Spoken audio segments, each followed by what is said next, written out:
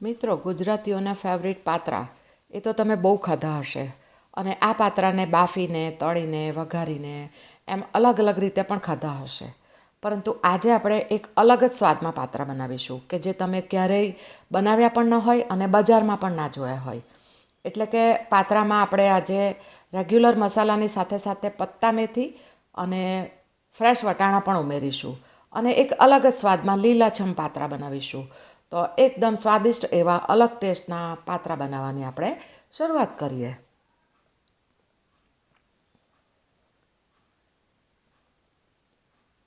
નમસ્કાર, હું કલ્પના અજય નાયક. મારા કિચનમાં આપ સૌનું સ્વાગત છે. આ 250 ગ્રામ પાત્રા એટલે કે અળવીના પાન છે કે જેને ધોઈને મેં કોરા કરી લીધા છે અને ત્યારબાદ આ રીતે અમુક એની નસ કડક હોય ને એને કાપી લીધી છે અને નાની મોટી સાઇઝના પાત્રાને અલગ કરી લીધા છે, કારણ કે આપણે આ પાત્રા ચોપડીને ત્યારબાદ બાફવાના છીએ. તો આ રીતે છૂટા પાડી દેવાના, નાના મોટા એકની ઉપર એક મૂકીને ચોપડી શકાય એટલા માટે. હવે મિક્સર જારમાં 6 થી 7 લીલા મરચાં, 6 થી 7 ટુકડા આદું અને 1 ટીસ્પૂન લસણની પેસ્ટ. હું લસણની પેસ્ટ રાખું છું એટલે પેસ્ટ લીધી છે. તમે કળી લેવાના હો તો 15 થી 20 લેજો. અને થોડું મીઠું ઉમેરીને ક્રશ કરીને આ મસાલાને બાજુ પર રાખીશું. અને ત્યારબાદ પાત્રાનો લોટ તૈયાર કરીએ. તો 2 કપ ચણાનો ઝીણો લોટ લઈશું અને 1/3 કપ ચોખાનો ઝીણો લોટ લઈએ.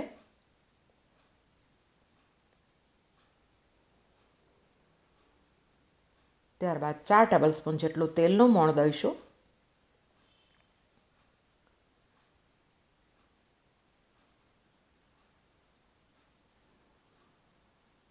2 ટીસ્પૂન ધાણા જીરું અને 1 ટીસ્પૂન લાલ મરચું અને 1 ટીસ્પૂન હળદર ઉમેરીશું અને મિક્સ કરીએ.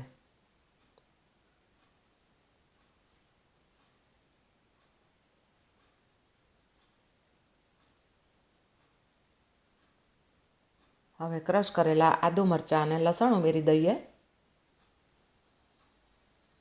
1/2 ટીસ્પૂન ગરમ મસાલો છે, 1 ટેબલ સ્પૂન તલ, 1/4 ટીસ્પૂન સંચોરો કે જેને પાપડ ખારો કહેવાય છે એ ઉમેરીશું.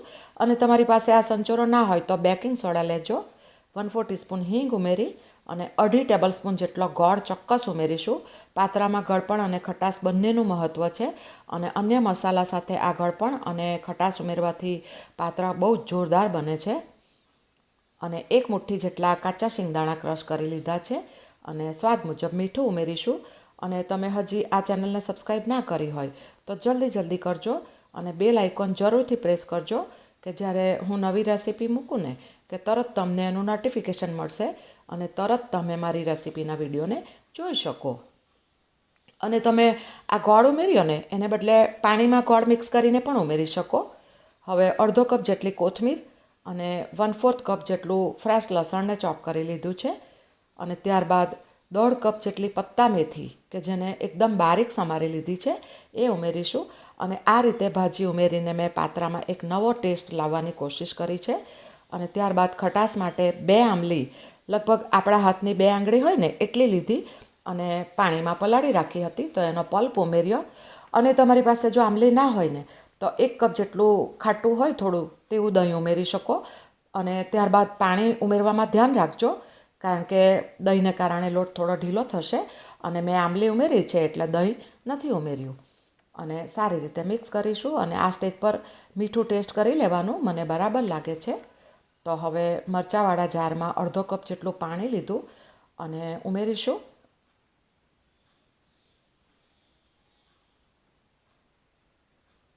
અને ત્યારબાદ બાકીનું જે અડધો કપ પાણી છે એમાંથી થોડું ઉમેરીશું. અને આપણું હજી એક ઇન્ગ્રેડિયન્ટ ઉમેરવાનું બાકી છે. તો આ રીતે 1 કપ પાણી ઉમેરી દીધું છે મેં. અને આ રીતનું મિશ્રણ બનાવવાનું છે. અને શરૂઆતમાં કહ્યું હતું એ રીતે ફ્રેશ વટાણા બાકી છે. તો 1 કપ વટાણાને મિક્સર જારમાં પાણી વિના જ ક્રશ કરી લેવાના છે. અને એ ક્રશ કરેલા વટાણાને આપણે આ પાત્રાનો લોટ જે તૈયાર કર્યો એમાં ઉમેરી દઈશું.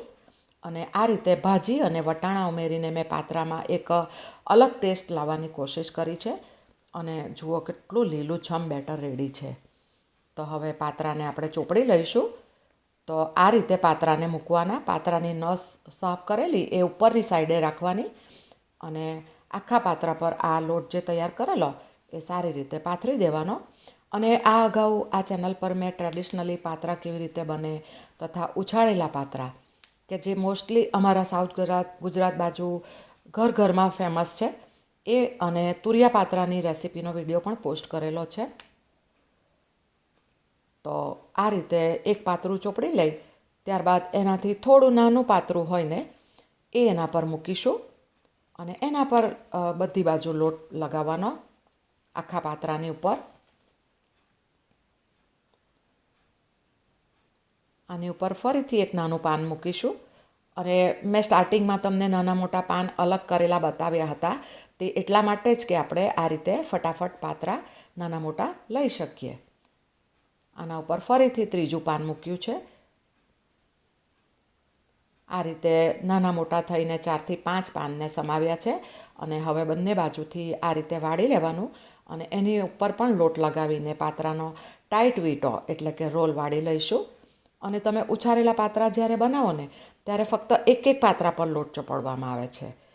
સાધારણ પોલો રહે એ રીતે રોલ વાળી લેવામાં આવે છે કે જેથી જ્યારે કૂક કરો ને ત્યારે તેલ અંદર સુધી પહોંચી જાય અને પાત્રા સરસ રીતે કૂક થાય. અને આપણે બાફીને બનાવવાના છીએ. તો આ રીતે એકસાથે 4 થી 5 નાના મોટા પાન લઈને મિશ્રણ લોટનું લગાવવાનું અને ટાઈટ રોલ વાળવાનો હોય છે. તો આ રીતે આપણે બધા પાત્રા પર લોટ લગાવીને રોલને ટાઈટ રીતે વાળી લઈશું.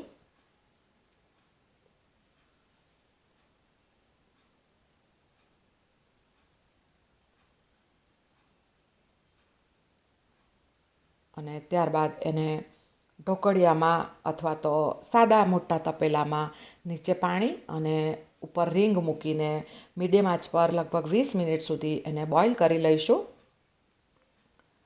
અને આ ઢાંકણની ઉપર થોડું વજનદાર વસ્તુ મૂકીશું કે જેથી અંદરની વરાળ બહાર નહીં જાય.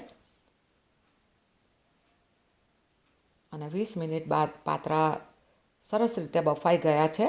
તો હવે એને બહાર કાઢી લઈશું અને ઠંડા થવા દઈશું એટલે કે રૂમ ટેમ્પરેચર પર આવવા દઈશું અને ઠંડા થયા બાદ જ એને કાપવાના. તો હવે એને કટ કરી લઈએ. તમે ધ્યાનથી જોજો કેટલા સ્મૂધલી કટ થાય છે એટલે કે કેટલા સોફ્ટ અને પરફેક્ટ બન્યા છે અને અંદરથી એના પડ પણ કેટલા સરસ છૂટા પડેલા દેખાય છે. તમને બતાવું છું, જુઓ આ રીતે એક પડ છૂટા થઈ ગયા છે સરસ. અને આ પાત્રાને તમે ડીપ ફ્રાય કરીને પણ સર્વ કરી શકો અને ઓછા તેલમાં ખાવા માંગતા હો તો ઉપરથી વઘાર રેડીને પણ સર્વ કરી શકો. તો આપણે વઘાર કરીશું. તો તેલ ગરમ કર્યું છે એમાં 1 ટીસ્પૂન રાઈ અને 1 ટીસ્પૂન તલ ઉમેરીશું અને આ વઘાર પાત્રાની સ્લાઇસની ઉપર કરીશું અને ત્યારબાદ સર્વિંગ કરીશું. આ તલ ઉમેર્યા છે.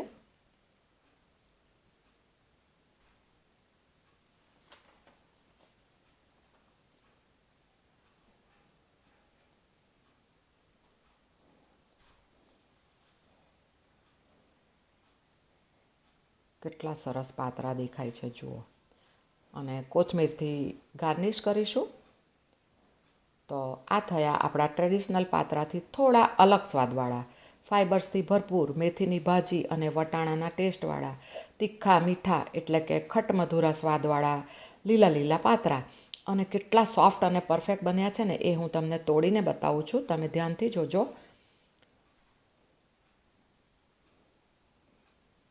વાવ! અને તમે પાત્રાનો લીલકંચો કલર જ જુઓ ને કેટલો સુહામણો દેખાય છે. અને તમારે ત્યાં મહેમાન આવવાના હોય ને તો તમે 1-2 દિવસ અગાઉ તમારી અનુકૂળતા મુજબ આ પાત્રા બાફીને ઠંડા કર્યા બાદ ફ્રીઝમાં રાખી શકો અને સર્વ કરતી વખતે ડીપ ફ્રાય અથવા તો આ રીતે વઘાર કરીને પણ સર્વ કરી શકો. તો આ પાત્રાની એકદમ નવી રેસીપી જો તમને ગમી હોય તો લાઈક અને શેર કરજો અને મળતા રહીશું આવી જ એક નવી રેસીપી સાથે.